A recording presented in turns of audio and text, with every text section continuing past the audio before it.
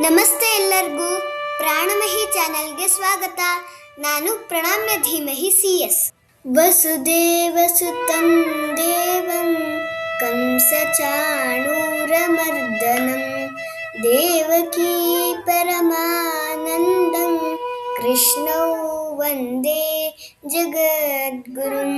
ಶ್ರೀಕೃಷ್ಣೌ ವಂದೇ ಜಗದ್ಗುರುಂ. ಜೈ ಶ್ರೀಕೃಷ್ಣ. ಶ್ರೀಕೃಷ್ಣನ ಕಥೆಗಳನ್ನು ಮುಂದುವರಿಸೋಣ.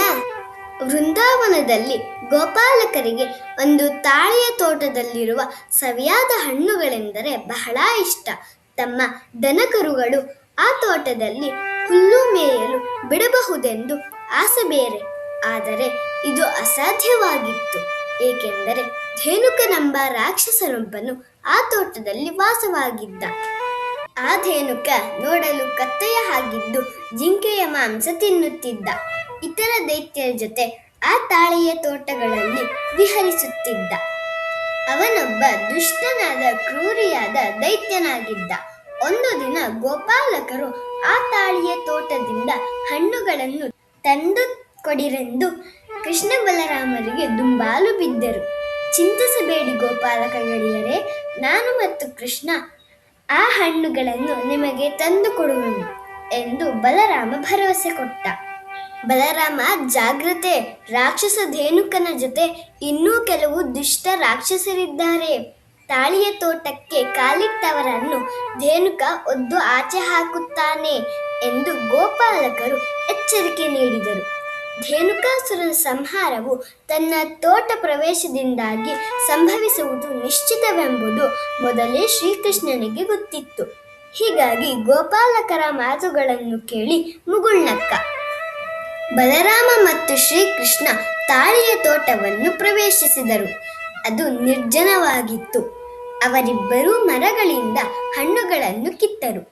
ಇದ್ದಕ್ಕಿದ್ದ ಹಾಗೆ ಒಂದು ಹಣ್ಣು ನೆಲಕ್ಕೆ ಬಿದ್ದು ದೊಡ್ಡ ಸದ್ದಾಯಿತು. ಕೆಳಕ್ಕೆ ಬಿದ್ದ ಹಣ್ಣಿನ ಸದ್ದಿನಿಂದ ತೋಟದ ವಿಚಿತ್ರ ಮೌನ ಕದಡಿತು. ತೋಟದ ಕಾವಲು ನೋಡಿಕೊಳ್ಳುತ್ತಿದ್ದ ಧೇನುಕಾಸುರ ಜಾಗೃತನಾದ.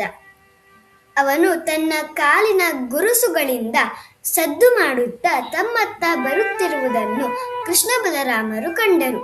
ಧೇನುಕಾಸುರನ ಆ ರೂಪ ಭಯಂಕರವಾಗಿತ್ತು.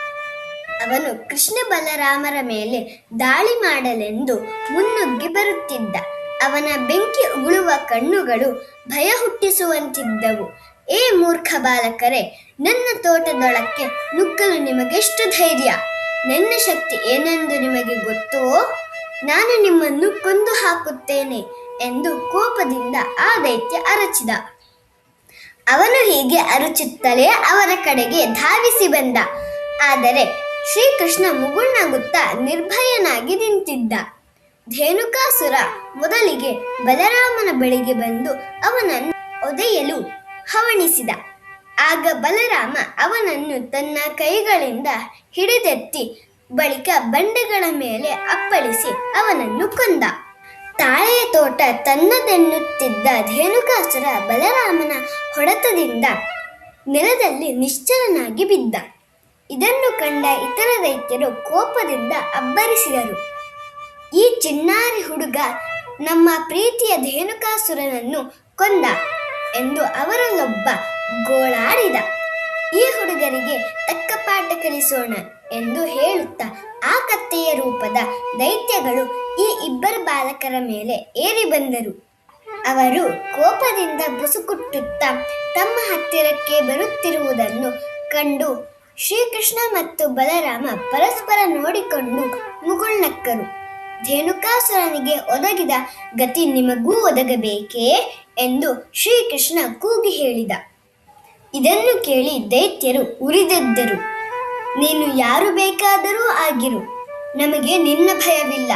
ನಮ್ಮ ಸಂಘಟಿತ ದುಷ್ಟ ಶಕ್ತಿಯಿಂದ ನೀನು ಸೋಲುವುದು ಖಚಿತ ಎಂದು ಒಬ್ಬ ದೊಡ್ಡ ದೈತ್ಯ ಕಿರುಚಿದ.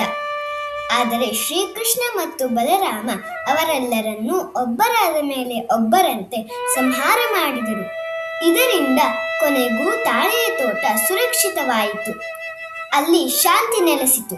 ಹೀಗೆ ಕೃಷ್ಣ ಬಲರಾಮರ ಪರಿಶ್ರಮ ಫಲ ನೀಡಿತು. ಇಂದಿನ ಕತೆ ಮುಗಿಯಿತು. ಮುಂದಿನ ಕಥೆಯೊಂದಿಗೆ ಭೇಟಿಯಾಗುತ್ತೇನೆ. ಧನ್ಯವಾದಗಳು.